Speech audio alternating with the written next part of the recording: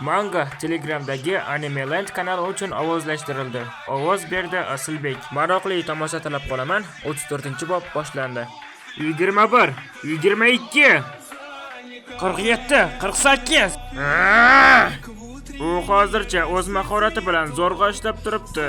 Mashqlardan zo'rg'a o'tayotganini esa o'ylab ham bo'lmaydi. Yosh hukmdor hech qachon umid izlamay, faqat yechim izlaydi. U bir kun kelib tartanakdan ham, boshqa narxdan ham oshib ketadigan mavjudotga aylanishi mumkin. Mening orqam, men dori sotib olishim kerak. Topshiriqni bajarganingiz uchun maxsus mukofot oldingiz. Ha, bugungi mashg'ulot tamom. Bu qanaqa qiyin mashqlar bo'ldi yana? Lekin men kundalik vazifalarimda mukofotini olib, kuch va chidamlilikni oshirdim. Uning samaradorligini bilmayman, lekin bu kundalik topshiriqni bajarish mumkin bo'lgan vaqtga kelib, kasalim yanada kuchliroq bo'ladi. Ammo buni ham ertaga senga qoldiraman. Tushundim, yosh monarx. Uyga qaytganingda yiqilib tushaman deb o'ylash, siz juda ham ajoyib ish qildingiz, yosh monarx. Endi va nihoyat o'zimga ham biroz vaqtim bor ekan. Men davom etishim va undan zavq olishim kerak. Ovchilar uyushmasi so'nggi aerodrom danchtonining bosqin hodisasi. Eshik tipidagi danchlardan ko'ra oddiy danchlar ko'proq tosh foyda keltirmoqda va bu esa aynan o'sha danchlarga egalik qiluvchi xususiy gildiyalarga katta foyda keltirmoqda. Ammo ovchilar uyushmasi, o'roqchilar gildiyasi va ko'p miqdorda dala tipidagi zindonlarga ega bo'lgan boshqa xususiy gildiyalar bu voqeadan so'ng zudlik bilan chora ko'rishlari to'g'risida xabardor qildi. Bu nima? Ovchilar Mensong o'roqchilar gildiyasi juda ko'p dala tipidagi zindonlarga ega. Bu dala tipidagi zindonlar jamoatchilikka katta miqdorda pamagi olib kelishi mumkin va ularni hal qilishimiz kerak. Uyushma bedarajali tipdagi zindonni tozalashga buyruq berdi. O'roqchilar gildiyasi esa Paju maydoniga egalik qilmoqda. Bundan tashqari siz yarim yildan ortiq vaqt davomida ovchi sifatida faol bo'lmaganga o'xshaysiz. Ovchilar Mensong ovchi litsenziyangizni saqlab qolish uchun biz sizni Paju maydonida bo'ladigan topshiriqda ishtirok etishingizni xohlaymiz. Assotsiatsiya raisi Bo Chenjul men uchun buni albatta qiladi. Hamma joylardan faqat Paju dalasi eng katta zavod joylashgan joy bo'lishi kerak edi. Men bu taklifni rad etishim kerak. Unda biz assotsiatsiya aytganidek qilamiz. Rahmat. Gildiya egasi Lim Taegyu. Albatta biz ovchilar uyushmasi aytganiga amal qilishimiz kerak. Lim Taegyu u xorijdagi ish joyidan shunchalik tez qaytib kelgani ajablanarli emas. Hammasi shunchaki meni aldash uchun edi. Keyin uyushma Paju maydonini bo'ysundirishda sizga qo'shilish uchun ba'zi ovchilarni jalb qiladi. Ular bilan kelishib olasiz degan umiddaman. Taegyu, nima qilyapsan o'zi? Aqldan ozdingmi? Har bir dala tipidagi zindon qanchalik qimmat turishini bilasanmi o'zi? Seningcha rostdan ham ovchilar uyushmasi dala tipidagi penguinlarni ham olib tashlashni maqsad qilganmi?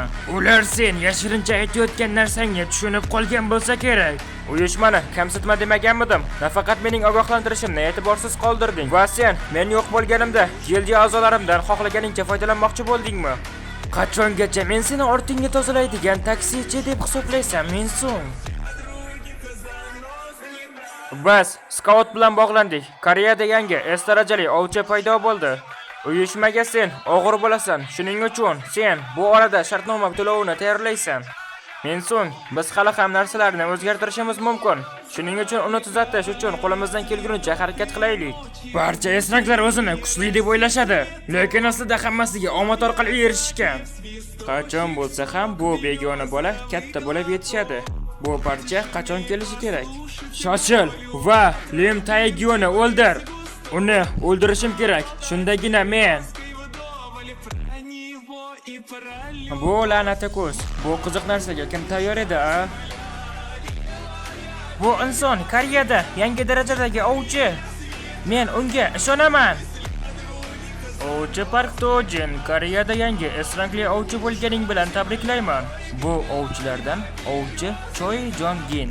Biz oldin qayerdadir uchrashganmizmi? Seni ko'rgandek his qilyapman. Birinchi marta ko'rishishimiz. Men siz haqingizda ko'p narsa bilmayman, Choi Jong-gin. Sen biz bilan shartnoma tuzmaysanmi? Taklif uchun rahmat. Lekin men allaqachon boshqa gildiyani ko'rib chiqdim. Shuning uchun bu qiyinroq bo'ladi. Ko'rinishidan men kechikmadim.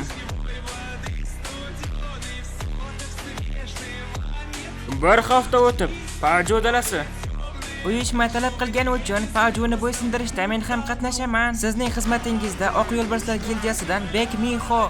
Men Li Minsungman. Sizning qaramog'ingizda bo'laman. Siz rostdan ham bu dala tufayli ovchi Bek Minho juda ham ko'p narsalarni boshdan kechirmoqdasiz. Hech qisi yo'q, albatta men yordam berishim kerak. Voy aktyor, xuddi kutganimdek. Yuragi butunlay qop-qora bo'lsa ham har xil harakat qiladi. Nima sodir bo'lganda ham Paju dalasi ichida sodir bo'layotgan hamma narsa bugun oydinlashadi. Men seni o'z qo'llarim bilan o'ldiraman. Mana bu o'zgaruvchiga kelsak, u yaqinda O'roqchilar gildiyasiga qo'shilgan edi. Ovchi Park Dojin. O'roqchilar gildiyasi. Ovchilar uyushmasi. Xo'sh, agar biror nima yuz bersa, mana shunday bo'ladi. Hozir, konchilar jamoasi. Keling va o'zingiznikini oling.